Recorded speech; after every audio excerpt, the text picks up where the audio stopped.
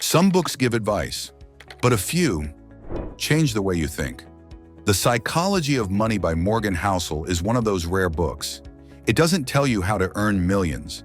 It tells you how to understand yourself when it comes to money. Because money isn't about maths. It's about behavior. It's about how we think when no one's watching. When fear, pride, or greed quietly make the decisions for us. This book doesn't just explain finance. It explains life. It helps you recognize how your beliefs about money shape your choices, from the job you take to the risks you avoid, to the dreams you chase. And if you truly absorb what it teaches, you'll never see money or success in the same way again. Lesson 1. Money is not about intelligence, it's about behavior. Housel says something simple but powerful. Doing well with money has little to do with how smart you are and a lot to do with how you behave. You might know everything about investing, saving, or the economy, but if you can't control your emotions, none of that knowledge will save you. Think about it. How many smart people go broke because of greed or fear of missing out? And how many ordinary people quietly become wealthy because they stay patient, calm, and consistent? This book teaches that financial success isn't a test of intelligence. It's a test of patience, control, and emotional stability. It's not about how fast you grow, but how long you can stay grounded when the world around you shakes. Lesson 2. Everyone sees money differently. One of the most eye-opening lessons from this book is, no one's crazy. We all make money decisions based on our past. Someone who grew up poor sees saving as safety. Someone who always had enough sees risk as opportunity. That means there's no single right way to handle money. Your decisions are shaped by your experiences, not by perfect logic. When you realize this, you stop judging others, and you start understanding yourself. That's the real psychology of money, not knowing how the world works, but how you work. It makes you pause before following anyone's advice blindly, because what worked for them might not work for you. Lesson 3. The Trap of More. The book asks a haunting question. When will it be enough? Most people never answer that.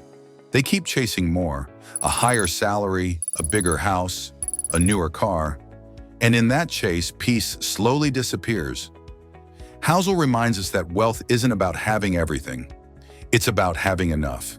When you learn to recognize you're enough, you stop comparing. You stop living by someone else's idea of success, and that's when you finally start living free.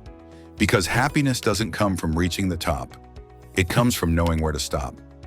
Whether it's 1,000 pounds or 1 million pounds, peace only comes when the race ends. Lesson 4. Wealth is what you don't see. There's a quiet truth hidden in this book. Wealth isn't the car you drive or the clothes you wear. It's the money you don't spend. The world sees what you show, but what keeps you free is invisible. Housel writes that real wealth is built in silence, through saving, patience, and restraint. Because every pound you don't spend is a brick in the wall of your future freedom. We're surrounded by a culture that celebrates spending. But this book makes you realize you don't need to show success. You need to keep it. True wealth whispers. It never needs to shout. Lesson 5. Luck and risk are part of the game. Another deep truth from Housel: success isn't always about hard work. Yes, effort matters, but luck and risk play silent roles we can't control.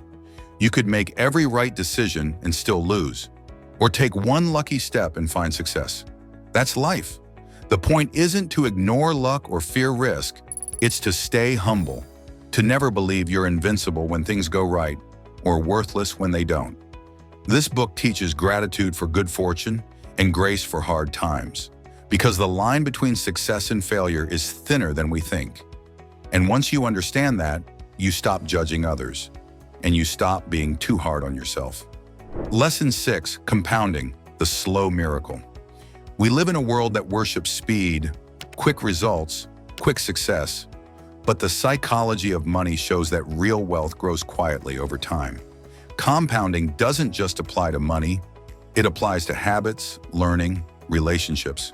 Save 50 pounds or 100 pounds regularly. Do it every month. It looks small, almost meaningless, until the years pass and you suddenly see how powerful time can be. Patience beats brilliance, because while others chase quick wins, the patient build empires quietly. The same applies to personal growth. Small improvements, made daily, can transform your life if you just give them time to work. Lesson 7. The real reward, freedom. In the end, money gives only one true reward: control over your time, the power to wake up and decide what to do with your day, to not answer to a boss you dislike, to spend time with people who matter. That's the highest dividend money pays. Not luxury, not status, but freedom. When you start seeing money as a tool for independence, not validation, your entire relationship with it changes. You stop chasing, you start choosing. You realize that real success isn't about owning more, it's about owning your life. The psychology of money isn't about getting rich, it's about getting wise. It's about understanding that money touches everything: our emotions, our identity, our peace. And until we master those, we'll never truly master wealth. This book teaches us to slow down, to be patient, to respect time, and to remember the goal isn't to look rich, it's to be free. So the next time you think about money, don't ask, how much can I make? Ask, how much peace can I build? Because at the end of the day, the richest person isn't the one who has the most, it's the one who needs the least.